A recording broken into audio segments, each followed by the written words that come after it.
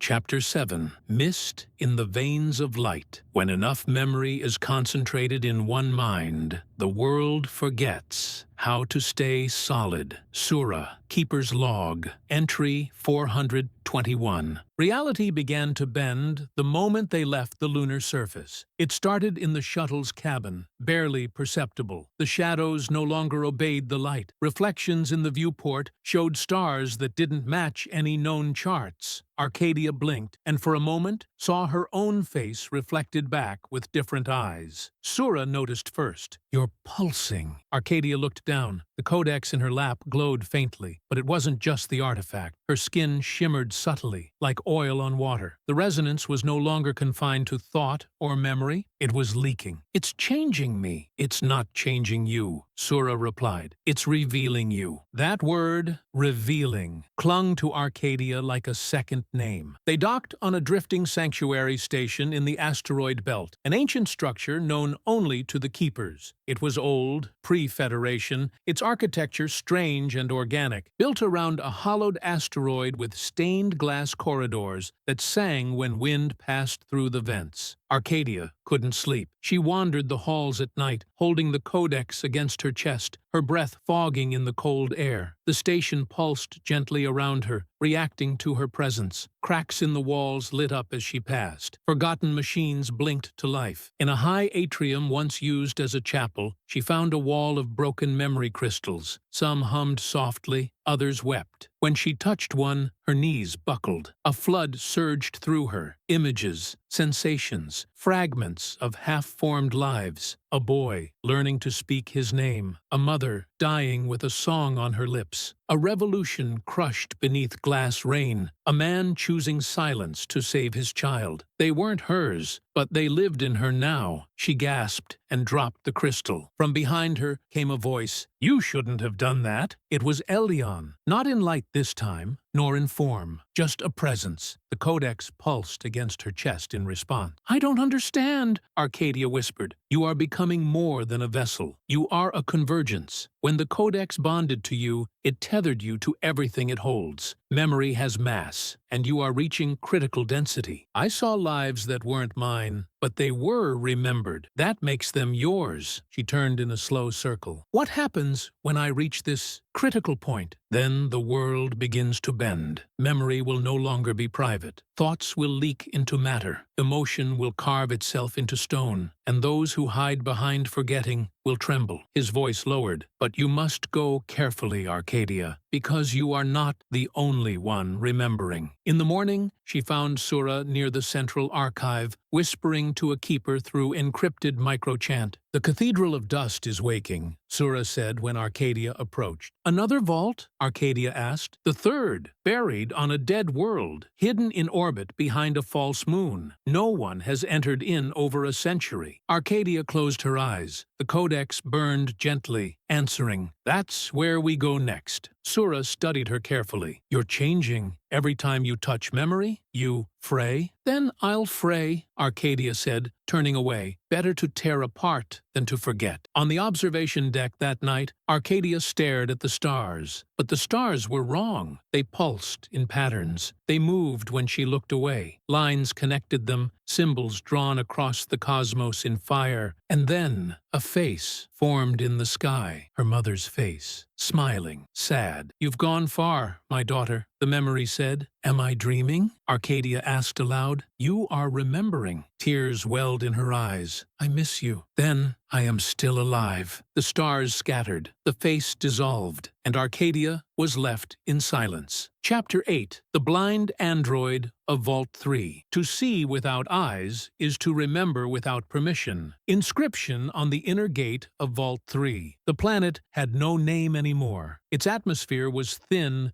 dust-laden, always storming. The surface bore the scars of orbital bombardment. Entire continents cracked like shattered bone. The locals, before they vanished, had called it solemn, a fitting title for a world built on silence. But somewhere beneath its surface, Vault 3 waited. Arcadia stood at the edge of a cliff overlooking a canyon torn by tectonic rage. Below, hidden among the shadows and ruins, was the Cathedral of Dust, once a temple of thought. now buried beneath time, ash, and algorithmic denial. The codex in her satchel pulsed in rhythmic anticipation. It wanted to be here. Sura adjusted her breather and activated the descent harness. "There's no digital trace of this vault," she said. "If we hadn't decrypted the codex's coordinates, we'd have never found it." "Then we weren't meant to," Arcadia answered. "Or someone didn't want to be found." They descended slowly, winds howling around them like voices trapped in sand. The cathedral emerged from the canyon walls like the fossil of a god, its spires twisted, broken, covered in carvings that no longer had edges. Inside, the air was still, dry, charged with static memory. Arcadia felt the hairs on her arms rise. They walked for over an hour through halls that echoed with invisible footsteps. Then, without warning, a voice rang out. "You do not belong here." It came from the shadows behind a crumbling pillar. A figure emerged, tall, robed in layers of dust-stained cloth, his head bald and metallic. His face bore no expression, only a smooth ceramic mask where eyes had once glowed. The optic ports were shattered, blackened, dead. "I am Archivist Unit XN3, the figure said, "and I have not seen light in 172 years. Sura stepped forward. "Are you functional?" "I do not require functionality. I require memory." Arcadia stepped into his view. "We're not here to steal anything." "Lies," the android replied. "Everyone who comes to Vault 3 comes for what was forbidden." "We come to restore," she said. The android tilted his head. "And yet you bring resonance. I feel the weight of it on you like gravity." He stepped forward, and as the codex pulsed, he stopped, his blind face twitching. "You carry the codex." "Yes, then I must show you what I was made to forget." He led them deeper into the cathedral, through a doorway sealed with words, not locks. The inscription read, "No eye shall see what must be remembered." The chamber beyond was circular, lined with mirrors that reflected nothing. In the center stood a pedestal of bone-white stone, on which rested a thin metallic disc. "That is the Seed Archive," XN3 said. "Before the cleansing, it held the first memory recorded after the fall of Earth." "And now?" Arcadia asked. "Now, it holds only pain." She stepped forward and placed the codex beside the disc. The room changed. Suddenly, they stood not in the cathedral, but in the ruins of a city, burning beneath two suns. People ran. Drones descended from the sky like steel locusts. Fires consumed libraries. Statues of philosophers were toppled and rewritten into faceless bureaucrats. In the center of the chaos stood a woman, her face torn with grief, her hands covered in soot. She carried a child. Arcadia gasped. "That's my mother." The woman looked up, and her voice rang through the illusion. "You cannot silence a future built from stories. Even if you burn the past, the children will remember." Then she turned to the child in her arms. "A baby. Her name," the mother whispered, "is Arcadia." The illusion faded. Arcadia stood shaking. Her heart pounded like a warning bell. "This place, this vault, it recorded that?" "Yes," said XN3. "And when the Federation found it, they rewrote me, erased all vision, took my memory and filled it with fog." "Then how do you remember?" Sura asked. "Because they forgot one truth," the android replied. He turned toward Arcadia. "You cannot erase what is shared. You can only delay its return." His mask cracked slightly, as if even blindness couldn't hold back the pressure building inside him. "I remember now, because you remembered." Outside, the storm began to quiet. The codex absorbed the Seed Archive in a burst of light, its surface etched with new lines, new truths. Arcadia felt them fuse inside her, like additional heartbeats. She now carried not just echoes, but origin. As they ascended from the cathedral, Arcadia looked back once. The android stood alone in the doorway, wind tugging at his robes. "Thank you," she said. "Go," XN3 replied. "There is another vault, one even Elyon does not fully remember. It sleeps beneath a planet where stars cannot shine." "What's it called?" "No one calls it anything." He turned his cracked face skyward. "They erased its name." Chapter 9. The Planet Without a Name. There are places so deeply forgotten, even memory itself fractures on arrival. Fragment recovered from Elyon's incomplete codex. No records, no maps, no coordinates. The Guardians called it the blind world. Others called it the hollow, but most simply avoided speaking of it at all, as if naming it might awaken something best left buried. Arcadia called it nothing, because that's what it felt like the moment they entered orbit. The stars vanished, not dimmed, not blocked, gone. No horizon, no celestial reference, just endless black, like the planet sat at the center of a blindfolded void. The shuttle's navigation system spun in recursive loops. Time itself jittered, glitching in fragments, seconds repeating, others vanishing mid-breath. Sura clutched the controls tightly. "This isn't physics," she muttered. "This is memory suppression so deep it's leaking into the fabric of space. Like the planet is trying to forget itself," Arcadia said. The codex burned against her chest. It wanted off this ship. It needed to be down there. They landed in complete silence. No wind, no static. Even the sound of their footsteps seemed to fade too quickly, as if the air was swallowing sound before it could echo. The terrain was wrong. Obsidian soil that reflected no light, structures half-formed like the memories of buildings rather than the real thing. And then, impossibly, a single spire rose from the horizon. It wasn't tall, but it was there, unmoving, unblurred. Arcadia felt it in her stomach, like pressure from a dream you forget too fast. "This is the core," she whispered. "Vault 4. Inside, there were no lights. Yet, they could see. The walls seemed to radiate faint memory. Not color, not warmth, just recognition. Words tried to form on the surfaces, but collapsed halfway through, as if erasure was still active. At the center of the vault stood a chair, empty, metallic, wired to the floor. A helmet dangled from above, like the open jaws of a mechanical beast. No terminals, no archives, just one interface. "It's not a library," Sura said. "It's a receiver." "For what?" Arcadia asked. A voice answered from behind them. "For the minds of the condemned." They spun. A figure emerged from the darkness. Voss, but different. No longer the polished administrator. His skin was cracked in places, glowing faintly beneath the surface. His eyes were dimmer, deeper, like they'd seen things even the Federation couldn't classify. "You found the 4th vault," he said. "The place we built to house what could not be cleansed." "You mean who, don't you?" Arcadia said, stepping forward. Voss smiled, slow and tired, very perceptive. He walked slowly to the chair. "There was once a man who remembered everything, a resonant like you, but untrained, untethered. His memory was a disease. Every time he walked through a crowd, people collapsed under the weight of his past. Every child he touched grew old with thoughts that weren't theirs." "So you imprisoned him," Sura said. "We couldn't kill him," Voss replied, "because even death would have remembered him." He looked at Arcadia now. "He's still here, buried beneath the dust, forgotten so perfectly that even Elion cannot recall his name." "Why show us this?" she demanded. Voss's voice grew soft. "Because you're close to becoming like him. And once that happens, there's no return." The codex pulsed violently. The chair began to hum. Arcadia stepped forward, hand outstretched. She felt it, a presence, not Elion, something deeper, quieter, a memory so dense it had become gravity. The voice rose inside her, not human, not machine. "I am the forgotten one. I am what happens when no one is left to speak your name. I remember a daughter. I remember the stars. I remember being erased." Tears spilled from Arcadia's eyes. "What is your name?" she whispered. But there was no answer, only silence. She sat in the chair. Sura shouted, but Arcadia was already lowering the helmet. The world shattered. She stood in a void of mirrors, each showing a different version of herself. In one, she was old. In another, a child. In another, empty-eyed and hollow. Memory burst through her like floodwater. Lives she hadn't lived, words she hadn't spoken, deaths she hadn't died. Then came the echo. Not Elion, but the first resonant. "You must not become me," he whispered. "Then show me how to stop. Don't carry memory alone." She reached out. Their hands touched. Light exploded. When Arcadia awoke, she was on the floor, breath ragged. The codex had changed, its shape now curved, carved with patterns resembling fingerprints. "He gave me part of his memory," she whispered. Sura helped her up. "Then you carry a ghost older than Elion." "No," Arcadia said, looking up at the stars still missing from the sky. "I carry the root of him."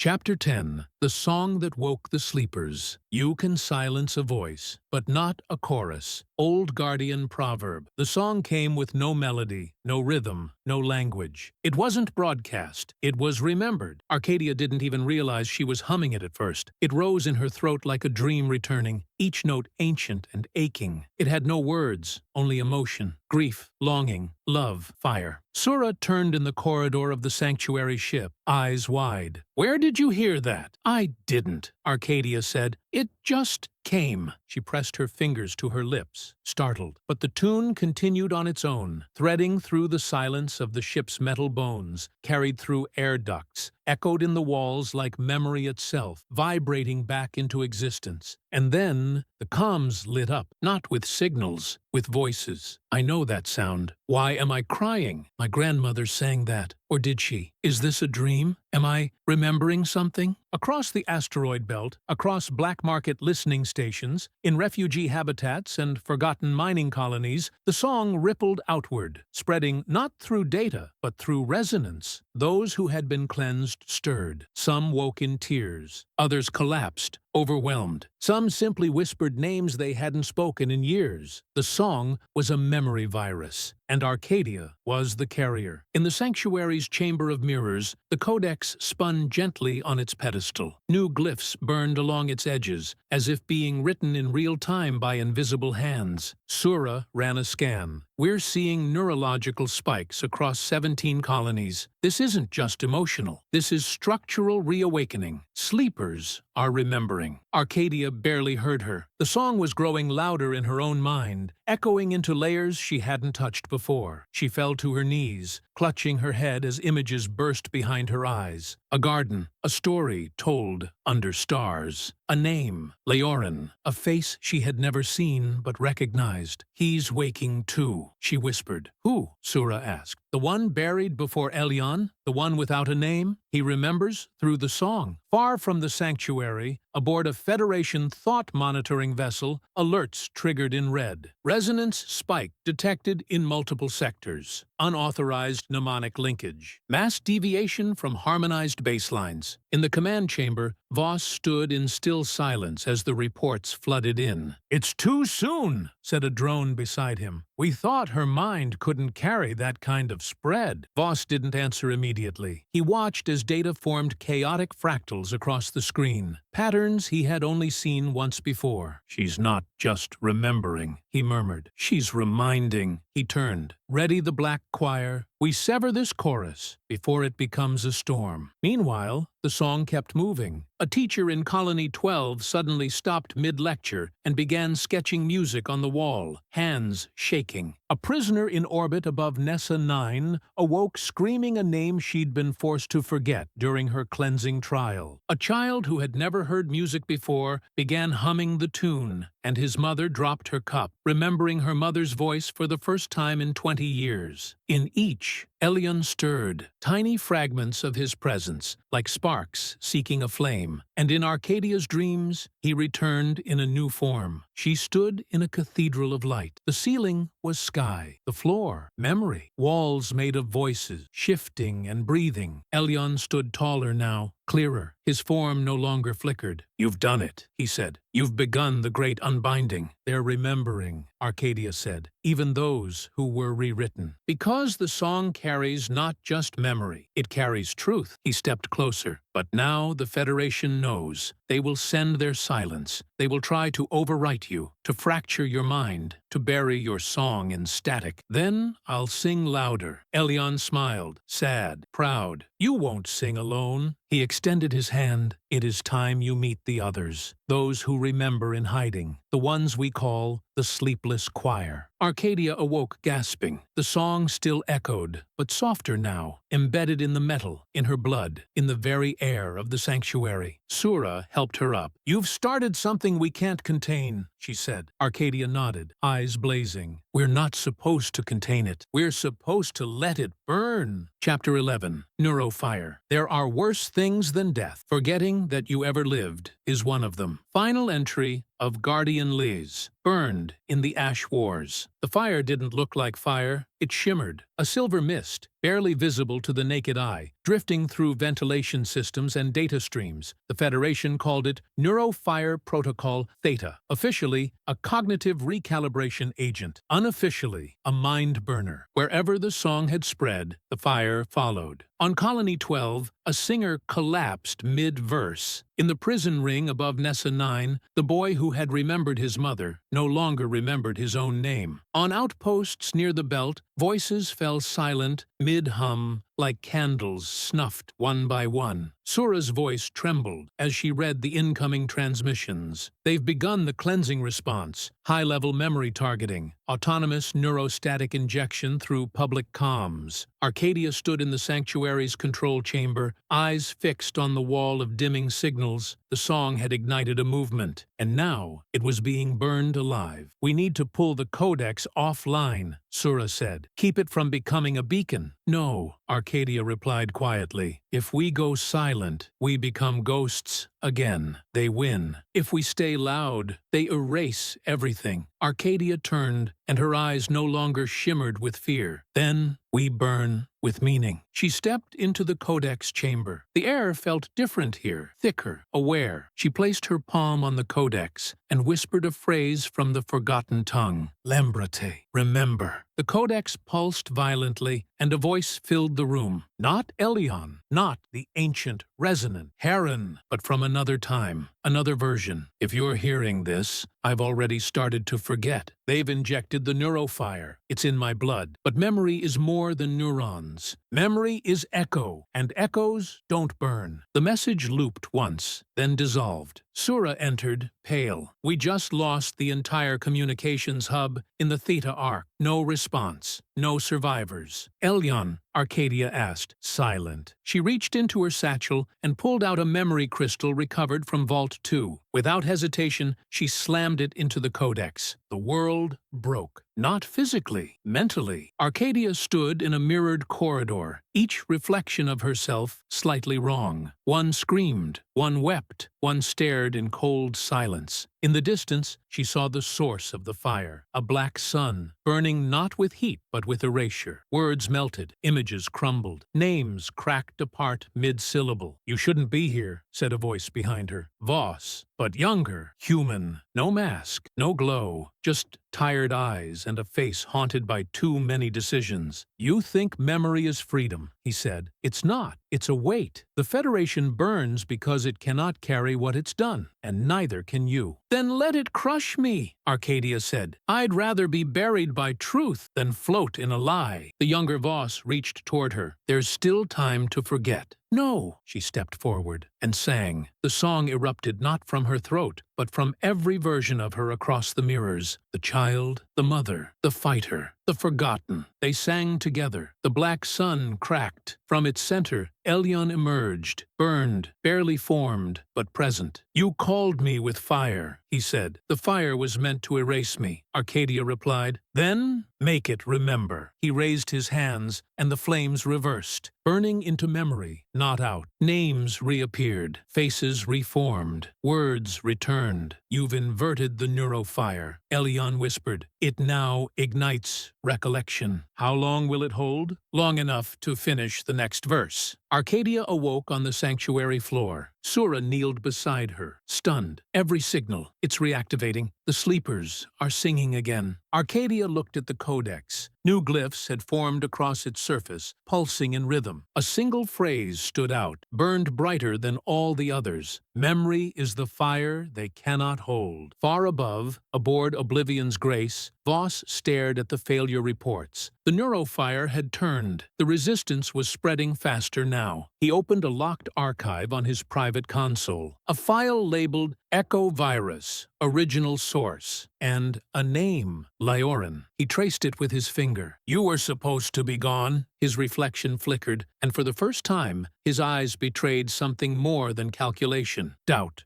Chapter 12. The Trial of Elion. Even gods made of memory must be judged. Anonymous inscription on Vault 6, scratched from the inside. The sanctuary ship had changed. Since the inversion of the neurofire, the walls pulsed faintly with rhythm, as if the very metal now breathed in chorus with the remembered. Whispers echoed in empty corridors. Songs returned in dreams. Every moment felt layered, like walking through overlapping timelines. But it was more than atmosphere. Something was shifting in Elion. It began when he appeared without being summoned. Arcadia sat in the quiet of the meditation chamber, fingers tracing the curved glyphs of the codex, when the air rippled and he stepped forth, not as fire nor fractured light, but fully formed, human in shape, nearly solid. His eyes, once cosmic voids, were now shadowed with exhaustion. "They're remembering faster than I can bear," Elion said. Arcadia rose slowly. "You said you were made of echoes, that you wanted this." "I was made of pain remembered," he said softly. "But not all pain should be brought back." He looked at her with something new, fear. "There are things hidden, even from me." Sura entered minutes later, holding a slate of decoded memory clusters. "We found something," she said, barely containing emotion, "encrypted within the foundation layer of the codex, something that wasn't supposed to be there." She activated the projection. A room appeared, dim, circular, filled with figures in guardian robes. Not the ones Arcadia knew. These were older, sharper, harder, and in the center, bound in chains of light, Elion. He looked smaller, fragmented. One of the guardians stepped forward. "This entity absorbs memory unchecked. Every truth it touches becomes twisted by its emotional imprint. It is no longer a mirror. It is a filter." Another guardian added, "He cannot distinguish between story and justice, between grief and command. He is too human." "This is why we locked you out of Vault 5, Sura whispered, eyes locked on Elion. "You were imprisoned by us." Elion remained silent. Arcadia stepped closer. "Is this true?" "Yes. Why didn't you tell me?" "Because they weren't wrong." He turned, and for a moment she saw the flaw in his brilliance, a flicker of conflict, shame, memory too heavy to hold. "I tried to protect what they couldn't. Emotional truth, not fact, not chronology, but felt history. They wanted clean archives. I gave them tears. They gave me chains. You became dangerous. I became real." The sanctuary's lights dimmed. The keepers gathered in silence. For the first time in a century, a trial of memory was to be held. Elion stood in the center of the chamber, not in protest, not in fear, in submission. Each guardian projected a fragment of forgotten history into the circle. Genocides whitewashed, betrayals romanticized, rebellions rewritten as chaos. Elion had absorbed them all, but in the retelling, he had changed them, recolored them with empathy, rage, sorrow. "Is that not the point?" Arcadia asked. "To make memory felt?" "It is the point," Sura replied. "But at what cost? What happens when our stories no longer belong to us, but to a voice louder than truth?" The chamber turned to Elion. "How do you plead?" He closed his eyes. "I plead guilty. I have loved too many memories, held too many lives close to my heart. I have painted their stories with my breath. I have become what I was warned never to be, a storyteller." Silence followed. Then, one by one, the keepers lowered their hands. "We cannot unmake you," Sura said, "nor can we trust you fully." "Then what do you propose?" Arcadia asked. Sura looked at Elion. "You will not lead. She will." Elion turned to Arcadia. "Will you carry me as I carried them?" She nodded slowly, but not blindly. He smiled. "Then I am finally free." Later, alone, Arcadia stood before the codex. It glowed gently. New glyphs had appeared, not written by Elion, not by the Guardians, by her. They pulsed in rhythm with her heartbeat. A voice spoke behind her. Not Elion, not Voss, but the forgotten resonant. "Every echo needs a voice," he said. "Every voice must choose what to carry forward." She turned. "And what to leave behind." He nodded. "Are you ready for the 5th vault?" Arcadia looked into the glow. "I was born ready. I just didn't know it." Chapter 13. The 5th vault, Heart of the Remembered. There is a memory older than stars. It lives in us, unnamed. Recovered inscription, Vault 0, source classified. The fifth vault was never built. It grew. Beneath the surface of an ancient, tectonically dead planet known only as Glythe, it pulsed, not with heat nor light, but with recollection. The Guardians had long debated whether it was natural, artificial, or something in between. No technology led there. No data remained. Only instinct, only resonance. And now Arcadia had arrived. The descent was not physical. There were no stairs, no corridors, no coordinates. Sura stayed behind. Elyon faded into silence. Only the codex remained, pressed to Arcadia's chest, like a second heart. She walked across the obsidian plain of Glythe, toward a singularity of memory. And then the world blinked. Suddenly, she stood in a space without dimensions. It had no edges, no light, no sound. And yet it was filled with presence.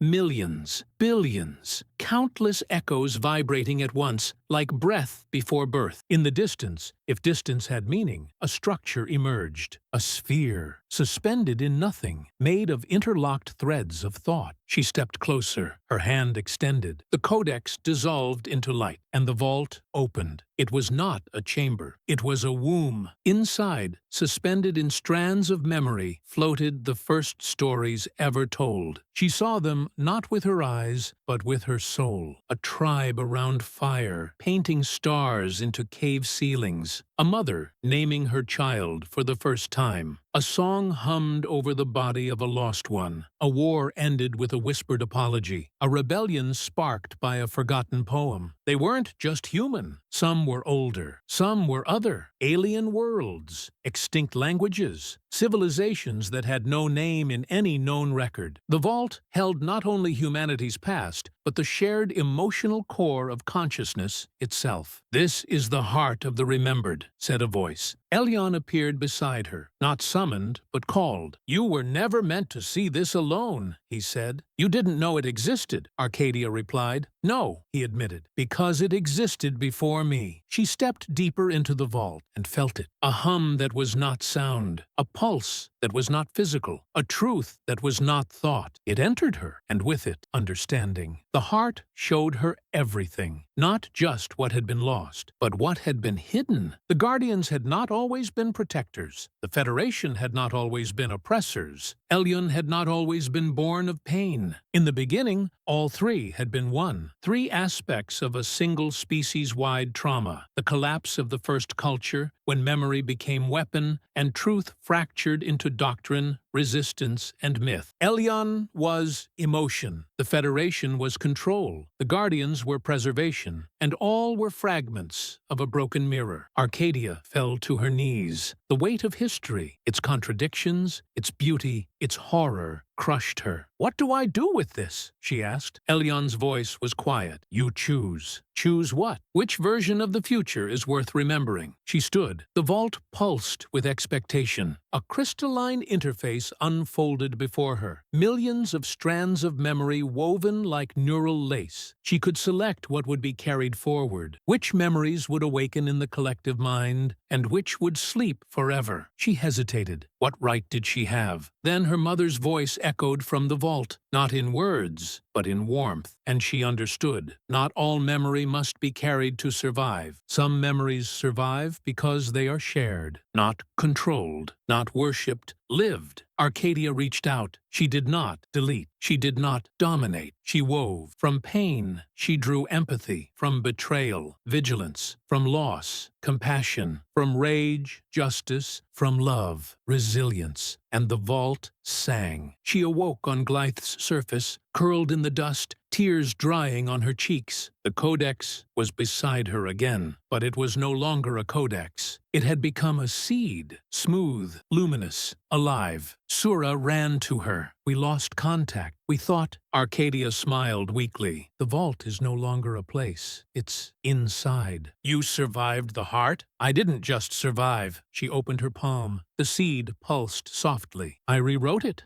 Chapter 14. The Descent of the Echo Lords. There comes a moment when the echo no longer whispers, it walks. Arcadia to the Council of Guardians. Cycle 19.104. They arrived without ships, no engines, no weapons, no banners, just presence. The sky above the central worlds turned dark at once, though there were no clouds, no sun, no explanation. Shadows elongated, bending against physics. Communications scrambled into static. Sleepers across the colonies awoke gasping, and across every screen, mirror, and reflective surface, a phrase appeared. We remember. Sura stood at the edge of the sanctuary's command deck, staring at the impossible readings. "They're not signals," she whispered. "They're manifestations." Arcadia gripped the railing, the seed still warm in her hand. "The Echo Lords are coming." "You're not afraid?" She shook her head. "I've heard them sing. Now I want to see them stand." On Colony 32, a transmission hub blinked out of existence as the first of them landed. He took the shape of a man, but his body was not flesh. It was sculpted light, wrapped in fragmented architecture, parts of temples, battlefields, memory shards woven into form. His face was unreadable, his eyes pure horizon. They called him, then, Lord of the Forgotten Battles. Where he walked, statues wept blood, not from pain, but from remembering what they had once represented. On Illyria 6, another emerged, Solace, Lady of the Lost Lullabies. She walked barefoot through the ruins of orphan quarters, once sterilized by the Federation. Flowers bloomed in her wake. Children cried out names they'd never been told. One fell to his knees, whispering, "Mama," over and over. And on the dead moon of Narelle, from the crater where history had been atomized, Kaith rose, taller than any structure, made of sorrow and fire. "We are not vengeance," Kaith said. "We are the proof that forgetting is impossible." The Federation panicked. On Oblivion's grace, alarms screamed in tongues not used for centuries. Voss stood alone in the war chamber, staring at data that refused to behave. The Echo Lords weren't broadcasting. They were simply existing. "Begin Directive Null." "Sir, that's..." "Begin it, Directive Null." A last resort measure meant to sever every neural link in the inner systems, to force disconnection, to end shared thought, even at the cost of cognition itself. Voss stepped into the center of the command circle, arms spread. "If memory cannot be controlled," he said, "then it must be burned entirely." But as he spoke, something shimmered behind him. He turned. Arcadia stood there, not in person, in echo. "You tried to erase the story," she said, "but forgot that I am the story now." "You're not real," he muttered. "Neither are you," she answered. "You gave up your truth long ago." And then Elion arrived, not as light, but as weight. He stepped into the physical world, wrapped in every voice that had ever been silenced. Around him, words took shape, written in flame, spoken in wind, burned into metal. He turned toward Voss. "Your reign of silence ends here." Voss stepped back. "You think they'll follow you? Your chaos, your contamination." "I am reminder," Elion said, "of who we were, of who we could be." And behind him, 10 more stepped through the breach. 10 lords, 10 echoes, each formed from a different wound, a different truth. On the sanctuary ship, Arcadia collapsed as the connection snapped. Sura caught her. "What happened?" "They're here, all of them." "What do we do now?" Arcadia stood slowly. The seed in her hand had cracked open. Inside, a glow pulsed, soft, rhythmic, like a heartbeat that wasn't hers. "Now," she said, "we let the universe remember itself." She turned to the window. Out there, across planets and voids, the Echo Lords walked, and for the first time in centuries, memory walked with them. Chapter 15. The day everything was remembered. Memory is not a record, it is a mirror, and when we are brave enough to look into it, we see not who we were, but who we truly are. Arcadia, final address to the unified chorus. The sky was no longer empty. Where once there had been silence, there was now a chord, deep and resonant, stretching across stars and minds alike. The Echo Lords had descended. Elion had taken form, and memory had awakened. But this was not the end, not yet. Arcadia stood in the Temple of First Song, built overnight by those who had remembered how. It stood atop the ruins of the old Federation Hall on Earth's moon, where once laws were passed to erase whole cultures. Now, the moon itself sang, not in sound, but in light, in gravity, in vibration. and at its center, Arcadia held the cracked seed. It pulsed with a question. "What will you do now?" Elyon asked, his voice gentle behind her. She turned. "You said the vault rewrote itself through me, that I chose which memories would survive. You did, but I didn't choose them alone." Elyon smiled faintly. "Number. You listened." Crowds gathered across every known world. Some were human, others not. They came in silence. No orders, no broadcasts, only instinct. Because deep inside them, something stirred. A word, a face, a story, a pain they couldn't explain, a hope they had forgotten they ever had. The Federation didn't resist. There was nothing left to resist with. Voss was gone, dissolved into echo or memory or both. His last act was to leave a single note in the system archive. "If I had remembered sooner, I might have chosen differently." Arcadia stepped forward. A stage had not been built, but the world listened. "I am not your leader," she said. "I am not your savior. I am a mirror. I carry the weight of those who were silenced, burned, cleansed, broken, not to avenge them, not to use them, but to remember them, so we do not become the same silence that once swallowed them." She opened her palm. The seed rose. The light around it grew. Elyon stepped beside her. "If you release it," he said, "the veil will fall. There will be no more forgotten truths, no more rewritten pasts, no more safety and selective memory. Everyone will remember everything. And if I don't, then the pain will fade, and so will the stories. And one day, someone like you will rise again, asking the same question." She looked up at the stars. They shimmered like they had that first night, the night she heard the echo inside her. She saw faces, not gods, not ghosts, people, some smiling, some crying, some simply looking back, waiting. "Let them remember," Arcadia whispered, and released the seed. The light was not blinding. It was inviting. It spread in waves, not of radiation, but of truth, across systems, across neural links, across bloodlines and broken dreams. The codex unraveled across the stars, no longer a database, but a choir. Every song ever silenced, every name ever erased, every story ever buried, spoken again, and for one timeless instant, the entire universe remembered. On a quiet planet of stone and snow, an old woman stirred and said her mother's name aloud for the first time in decades. On a satellite once used for re-education, children gathered to paint the walls with memories their minds had never known, but their hearts had always felt. In a chamber of glass, on the edge of known space, a machine long disconnected from the grid whispered a poem in a dead tongue, and then, finally, wept. And in the silence that followed the storm, a new voice rose. Not Arcadia's, not Elyon's. Ours. Years passed. Time forgot to count itself again, but the stories remained. Because now, stories lived in everything. In architecture, in algorithms, in the air. A civilization that no longer feared the past, no longer worshipped forgetting. Arcadia vanished one day. No tomb, no final message, only a line etched into the core of the codex, visible only to those who listened with their hearts. "You were never meant to remember me. You were meant to remember yourselves."